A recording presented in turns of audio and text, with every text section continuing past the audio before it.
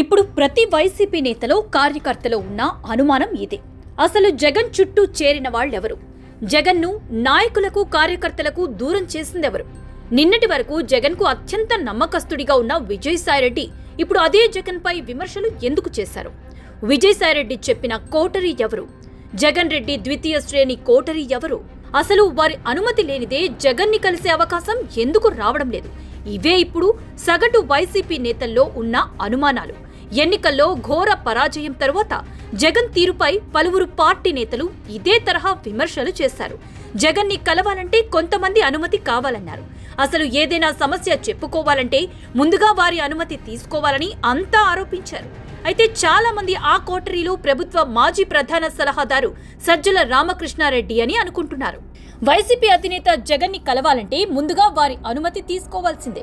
వారు చెబితేనే జగన్ అపాయింట్మెంట్ దొరుకుతుంది. వారికి దక్షిణ ముట్ట చెబితేనే జగన్ని కలిసే అవకాశం వస్తుంది, లేదంటే లేదు. అసలు ఎందుకు వీరికి అంత ప్రాధాన్యత? జగన్ ఇస్తున్నారనేది $1,000,000 ప్రశ్న. జగన్ చుట్టూ ఉన్న కోటరీని పక్కన పెట్టకపోతే భవిష్యత్తులో మరిన్ని ఇబ్బందులు తప్పవని విజయసాయిరెడ్డి హెచ్చరించారు. అలాంటి వారి వల్ల పార్టీకి కీలక నేతలంతా దూరమయ్యారని, దీనివల్ల పార్టీకి తీవ్ర నష్టమే జరుగుతుందని కూడా విజయసాయిరెడ్డి హెచ్చరించారు. వాస్తవానికి కోటరీలో సజ్జల, వైవి సుబ్బారెడ్డి, విజయసాయిరెడ్డి, పెద్దిరెడ్డి మిథున్ రెడ్డి, ఐఏఎస్ అధికారి ధనుంజయ రెడ్డి ఉండేవారని, వాళ్ల మాట మాత్రమే జగన్ వింటారనేది వైసీపీలో జరుగుతున్న చర్చ. కానీ వాస్తవం వేరు.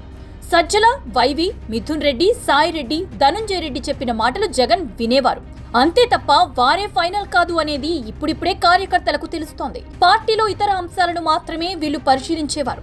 కింది స్థాయి నుంచి రిపోర్ట్లు తెప్పించుకుని జగన్ కి అందించేవారు. వాటిలో నిజానిజాలను జగన్ కి వివరించేవారు. అయితే జగన్ దగ్గర ద్వితీయ శ్రేణి కోటరీ మరొకటి ఉందని వైసీపీ నేతలు, కార్యకర్తలు ఆరోపిస్తున్నారు. వైసీపీ అధికారంలోకి వచ్చిన తర్వాతే ద్వితీయ శ్రేణి కోటరీ పలుకుబడి పెరిగిపోయింది. ప్రధానంగా కమ్యూనికేషన్ సలహాదారుగా పనిచేసిన జీవీడి కృష్ణమోహన్, జగన్ క్యాంపు కార్యాలయం పిఏగా నియమితులైన కె నాగేశ్వరరెడ్డి, వైసీపీ ప్రధాన కార్యదర్శి, media incharge Pudi Srihari, CP special పిఏగా పనిచేసిన డాక్టర్ హరికృష్ణ, సీఎం ప్రోగ్రాం కోఆర్డినేటర్గా నియమితులైన తలసిల రఘురాం, గుంటూరు జిల్లా వైసీపీ నేత లేళ్ల అప్పిరెడ్డి, చిత్తూరు జిల్లా నేత చెవిరెడ్డి భాస్కర్ రెడ్డి ఉన్నారు. ఈ 7 చెప్పిన మాటలకే జగన్ ఎక్కువ ప్రాధాన్యత ఇస్తారు. వీరి మాటలు విని చాలా మంది ముఖ్య నేతలను జగన్ దూరం చేసుకున్నారనేది వైసీపీ నేతల ఆరోపణ. తాజాగా విజయసాయిరెడ్డి కూడా ఇదే తరహా ఆరోపణలు చేశారు. వైసీపీ అధికారంలో ఉన్నప్పుడు కూడా తాడేపల్లి ప్యాలెస్ లో కోటరీ హవానే నడిచింది అనేది బహిరంగ రహస్యం. చివరికి ప్రజలను కలిసేందుకు కూడా జగన్ సుముఖత చూపలేదు. పరదాల మాటనే తిరిగారు. జగన్ ఏం మాట్లాడాలన్నా సరే పూడి శ్రీహరి, కృష్ణమోహన్ రాసివ్వాల్సిందే అట. చివరికి టికెట్ల కేటాయింపులో కూడా ఈ 7 కీలక పాత్ర పోషించారనేది ఇప్పుడు వైసీపీలో వినిపిస్తున్న మాట. ఇప్పటికైనా వీరిని పక్కన పెట్టకపోతే వైసీపీకి భవిష్యత్తు లేకుండా పోతుందనే మాట బలంగా వినిపిస్తోంది.